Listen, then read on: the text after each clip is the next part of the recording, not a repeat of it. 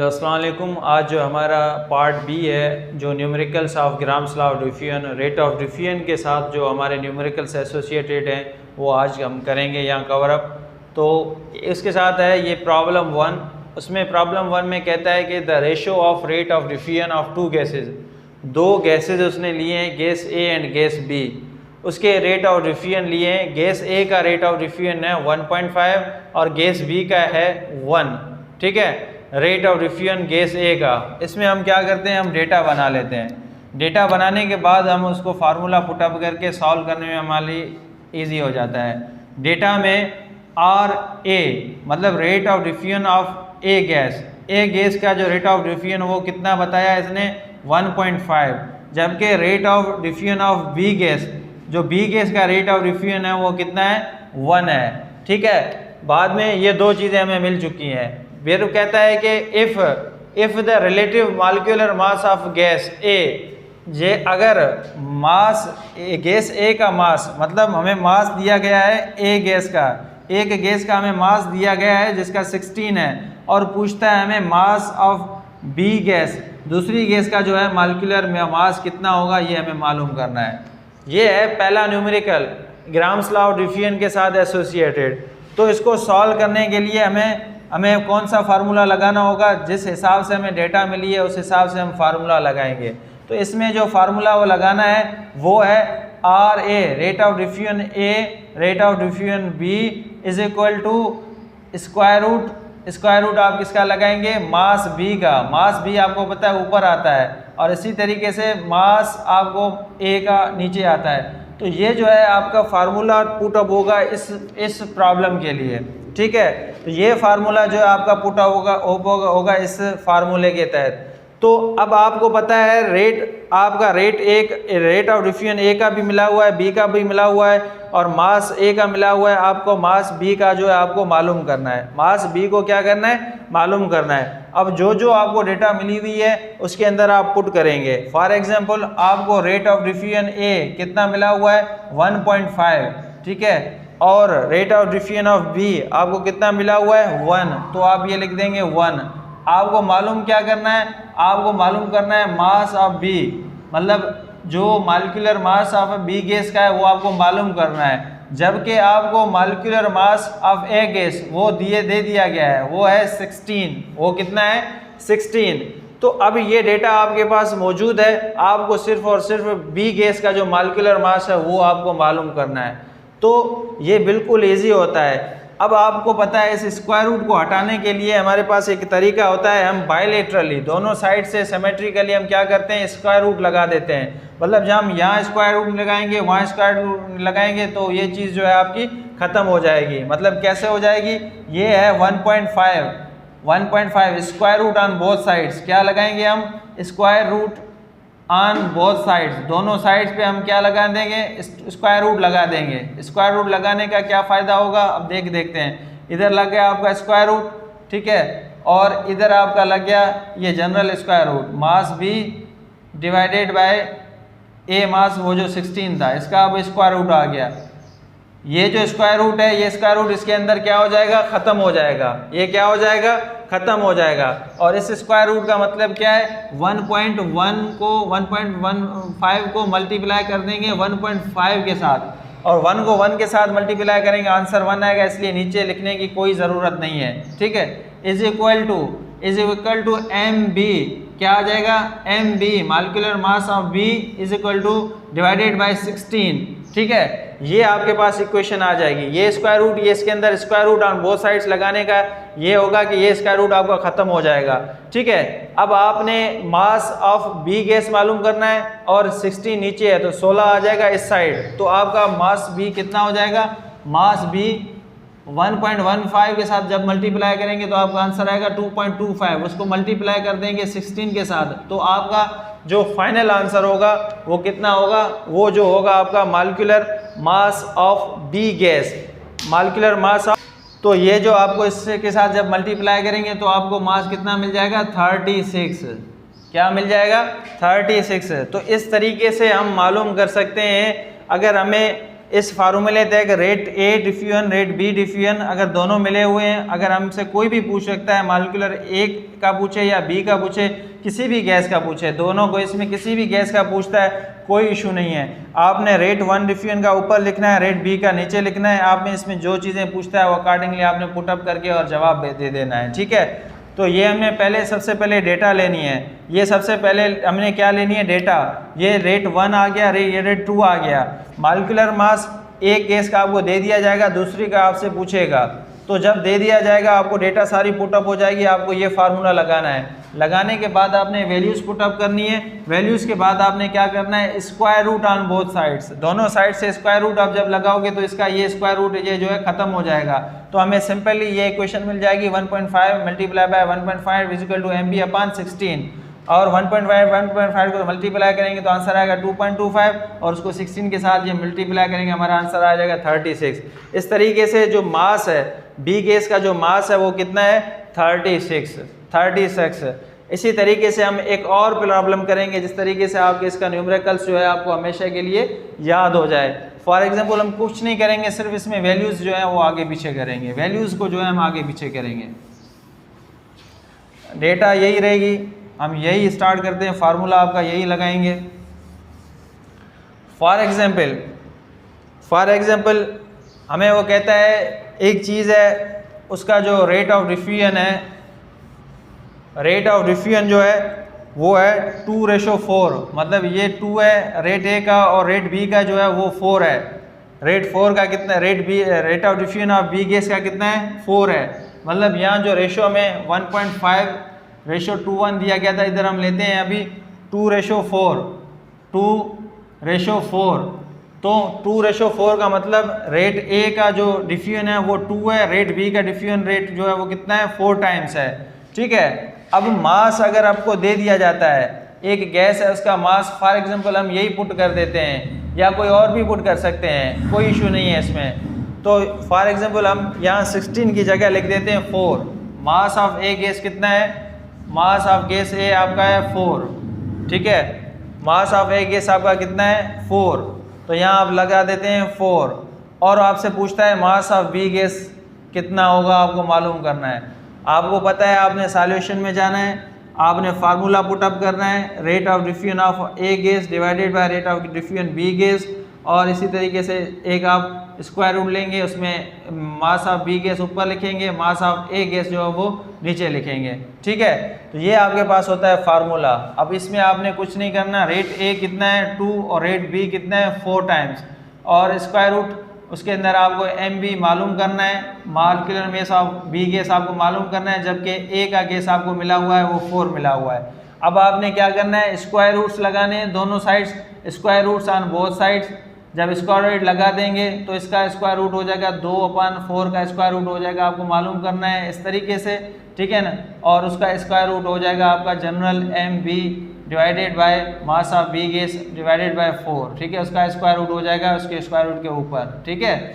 अब square root जब आप लगाएंगे, इसका स्क्वायर रूट का मतलब है 2 को 2 के साथ मल्टीप्लाई है, और नीचे 4 को 4 के साथ मल्टीप्लाई है, इज इक्वल टू ये जो आपका स्क्वायर रूट है, ये स्क्वायर रूट का मतलब होता है 1/2। जब इसको आप हटाएंगे तो इसको क्या लिखते हैं, आप इसको क्या लिखते हैं, 1/2 लिखते हैं। तो 2 के साथ डिवाइड हो जाएगा, आपको पता है। फिर ये सिंपली क्या बच जाएगा, m mass of B gas upon 4, ठीक है। अब आपको molecular mass of B gas मालूम करना है, तो आपका ये 4 इधर डिवाइड हो रहा है, यहाँ आके मल्टीप्लाई हो जाएगा, यहाँ आके क्या आ जाएगा, मल्टीप्लाई हो जाएगा। तो यहाँ आप लिख सकते हैं molecular mass of B gas is equal to, ठीक है, ये 2 से 2 को मल्टीप्लाई कर देंगे तो 4 आंसर आ जाएगा, और ये जो नीचे 4 है ये ऊपर आके मल्टीप्लाई होगा तो ये 4 ऑलरेडी हो जाएगा, डिवाइडेड बाय 4 को 4 के साथ मल्टीप्लाई करेंगे। क्या करेंगे, 4 को 4 के साथ मल्टीप्लाई करेंगे तो आपका आंसर होगा 16।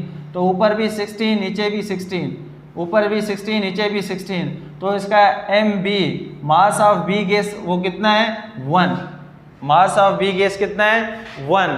तो इस तरीके से ये आपने देख लें इस चीज़ को। रेट ऑफ डिफ्यूजन ज़्यादा किसका है, रेट ऑफ डिफ्यूजन ज़्यादा किसका है, रेट ऑफ डिफ्यूजन ए का था 2, rate of diffusion B gas का था 4, ठीक है।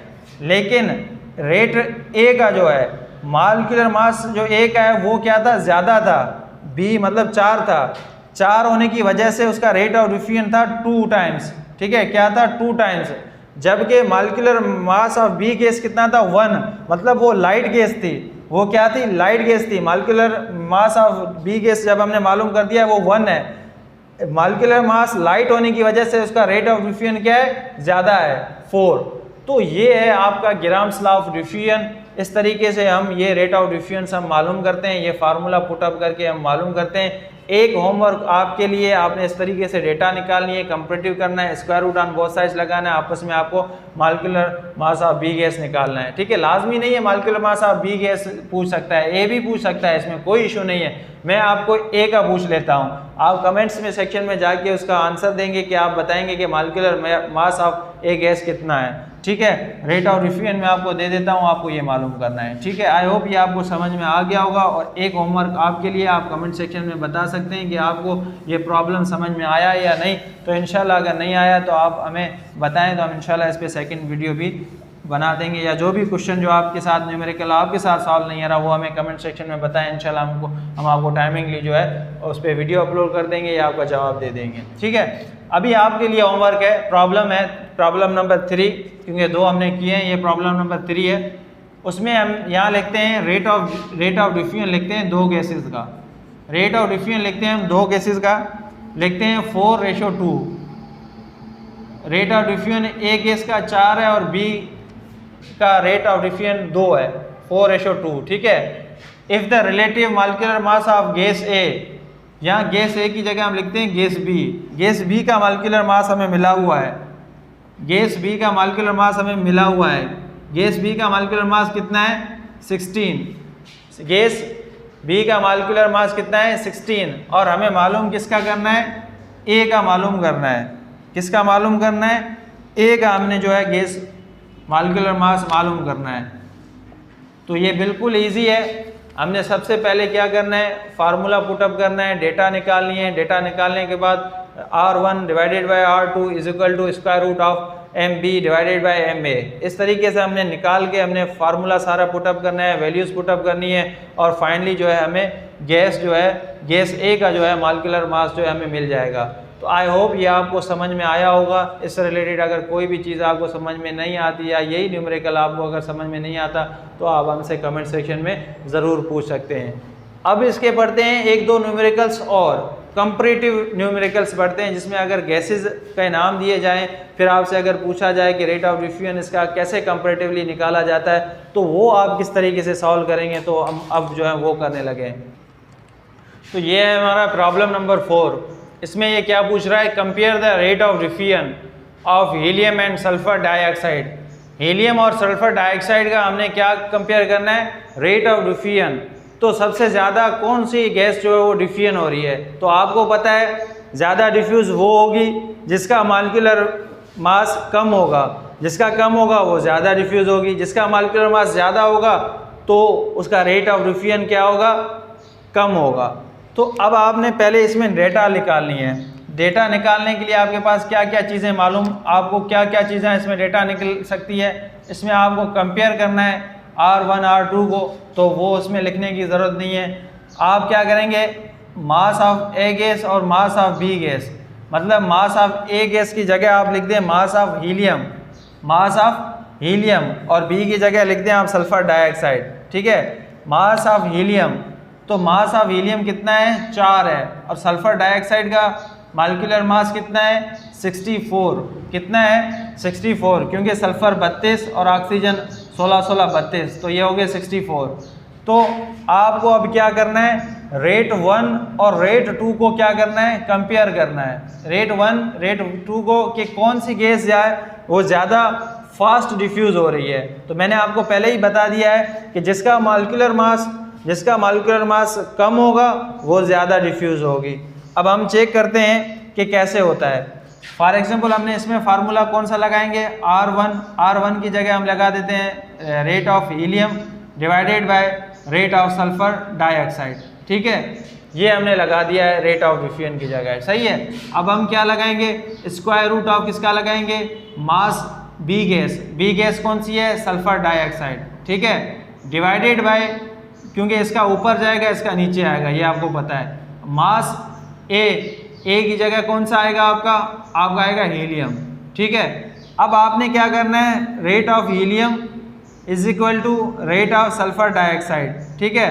अब आपको पता है सल्फर डाइऑक्साइड का मास कितना है 64, कितना है 64, जबकि आपका हीलियम का कितना है 4, हीलियम का कितना है 4।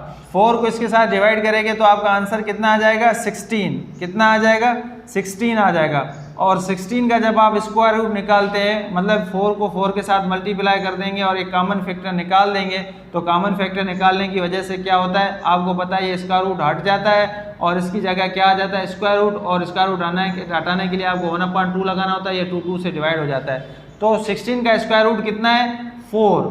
तो इसका मतलब जो हीलियम है जिसका मॉलिक्यूलर वेट 4 था और सल्फर डाइऑक्साइड जिसका मॉलिक्यूलर मास 64 था, इसका मतलब जो हीलियम का रेट ऑफ डिफ्यूजन 4 गुना ज़्यादा डिफ्यूज होगी as comparative to sulphur dioxide. तो इस तरीके से हम रेट ऑफ डिफ्यूजन कंपेयर भी कर सकते हैं कि रेट ऑफ डिफ्यूजन किसका ज़्यादा होगा या किसका कम होगा। तो इसके साथ मैं आपको एक और होमवर्क देना चाहूँगा कि आप एक कंपेयर का भी एक होमवर्क ले लें कि how to compare the rate of diffusion of helium और क्रिप्टॉन का जो है आपको कंपेयर करें कि कौन सी गैस इन दोनों में ज़्यादा फास्ट डिफ्यूज़ हो सकती है। जिसका मॉलिक्यूलर मास कम होगा वो ज़्यादा फास्ट होगी, कितने गुना होगी वो आपको मालूम करना है। हीलियम का जो मॉलिक्यूलर मास है वो 4 है और क्रिप्टॉन का जो मॉलिक्यूलर मास है वो आपको 36 है। और आपने कुछ नहीं करना, यही फार्मूला लगाना है, इसी तरीके से आपने डेटा लेनी है और इसी तरीके से इसको सॉल्व आउट करना है। आई होप आपको ये आसानी से समझ में आ गया होगा और आपका इस क्वेश्चन का जवाब जो है प्रॉब्लम नंबर 4 P4 करके आपने आंसर देना है, जो भी आपका आंसर हो। अगर आपको समझ में नहीं आ रहा हो तो आप कमेंट सेक्शन में हमसे ज़रूर पूछ सकते हैं, तो हम इसका सॉल्व जो है वो एज अ वीडियो भी दे देंगे या फिर आपको टाइमिंगली जो है आपको रिप्लाई कर देंगे। अल्लाह हाफिज़, दुआ में याद।